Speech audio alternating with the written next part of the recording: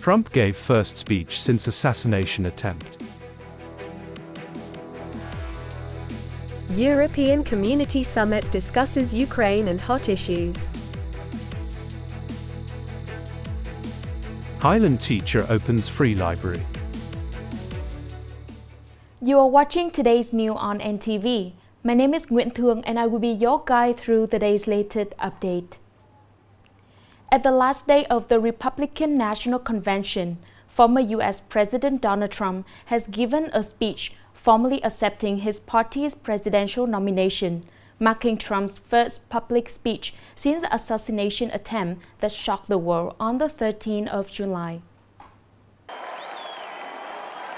Talking to Republican delegates, Trump vowed to win the election later this year and to quickly bring America a great nation again. Thank you very much.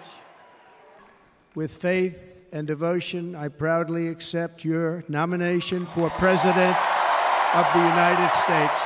4 months from now, we will have an incredible victory, and we will begin the 4 greatest years in the history of our country. In his speech, Trump also recounted the failed assassination attempt during his campaign, revealing that the bullet missed him by 0.6 centimeters. He also thanked the American people for their support and accused the Democratic Party of weaponizing the judicial system. Additionally, he made commitments for his potential second term in office, including control inflation and close the borders immediately on the first day of his re-election. Current polls show that Trump is leading by about 4% over the incumbent President Biden. Leaders from 27 EU member states and 20 other European countries attended the European Political Community (CPE) Summit in the United Kingdom to discuss hot issues inside and outside the region, including Ukraine conflict. The CPE is an initiative of French President Emmanuel Macron, formed in 2022 and consisting of the 27 EU members and some countries that want to join the EU. The agenda of this conference focused on issues deeply impacting the security environment in Europe and the lives of its people. This included the Russia-Ukraine conflict, particularly the divisive issue of military aid to the Ukrainian armed forces within the bloc. Apart from the conflict in Ukraine, there were discussions about the potential risks of migration posing instability and energy security, which has become a challenging issue for Europe amidst the natural gas supply crisis, as the current natural gas transit agreement between Russia and Ukraine is set to expire at the end of the year. As reported at the government standing committees on digital transformation, Vietnam has been the fastest growing digital economy in Asia for 2 consecutive years, creating significant momentum for the country's socio-economic development.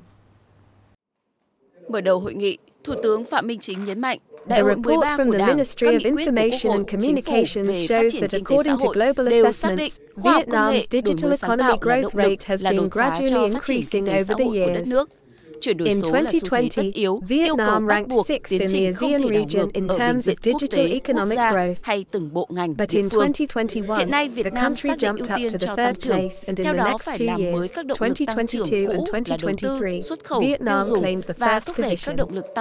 According to Google's report, Vietnam's digital economy grew by 28% in 2022 and 19% in 2023. Which is 3.5 times higher than the GDP growth rate.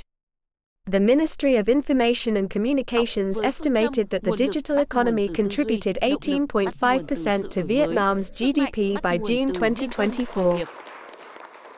Coming up next are some updated news.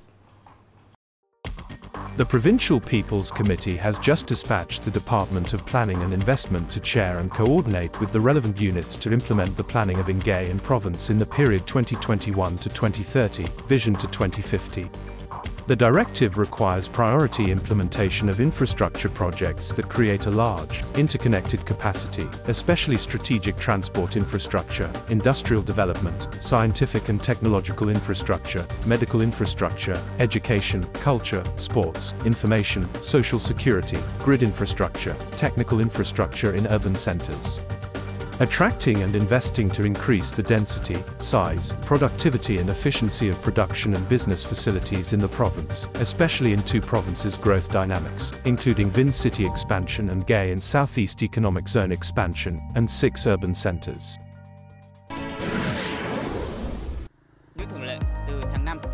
Before, May has been considered as low season, but this year, the number of international visitors to Vietnam has still seen good growth in June. Major markets in Northeast Asia continue to be the main driver of this growth. In addition, the number of foreign visitors from the promising Indian market continues to grow remarkably, reaching 312% compared to pre-pandemic levels. The tourism products are much more attractive than before, especially night tourist products.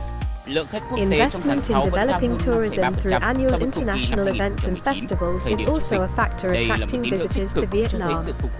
The number of international visitors in June was more than 5.3% higher than the same period in 2019, before the pandemic. This is a positive sign for the recovery of the international tourism market. With the current growth, the tourism industry can surpass the target of welcoming 17–18 million international visitors this year.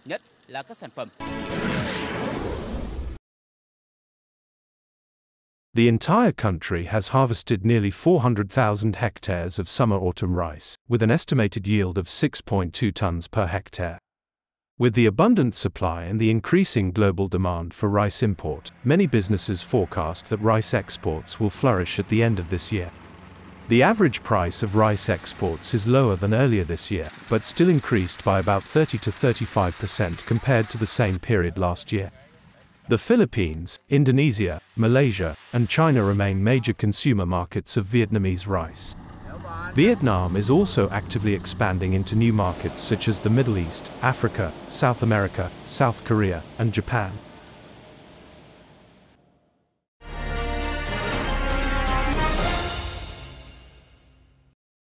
In a mountainous area, seeing students without access to books, Mr. Nguyễn Văn Trung, Vice Principal of Tương Dương Boarding Ethnic Secondary School in Tương Dương District of Nghệ An Province, has established a free library named Blue Sky in Full Sunlight. The library has become a destination for students to read, borrow books, and exchange literary knowledge. Since summer holiday of 2022, Mr. Truyen began to open his book cabinet for students to read and borrow books. This summer, the library's activities have gone into the rules and opened every morning of the week, with an increasing number of young students showing interest in reading and borrowing books, even playing folk games. Not only can they read on site, but they can also borrow books and take home for free. I has learned a lot from these books that help me write better essays. Here I can find books that support various subjects such as literature and also books for relax during stressful time or free time.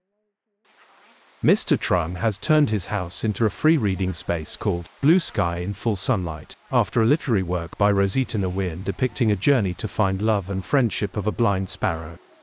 The book cabinet was built from the modest income of teachers.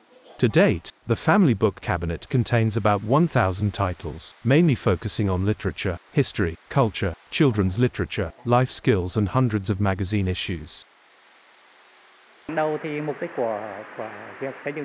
Initially, the library was for my personal needs, then for my family and children. But with the increasing number of books, I realized the value of books should be promoted with more people come to read, starting with students in the school, then in the town and neighboring villages. Creating a reading habit is challenging. It requires a conducive space and atmosphere for reading. Reading space is tranquil and filled with excellent books. Reading atmosphere includes individuals eager to read together. Therefore, free library models like Mr. Truyen's one need to be expanded to help students in Highland regions broaden their intellectual horizons. The last news has ended our bulletin today. Thank you for watching and see you next time.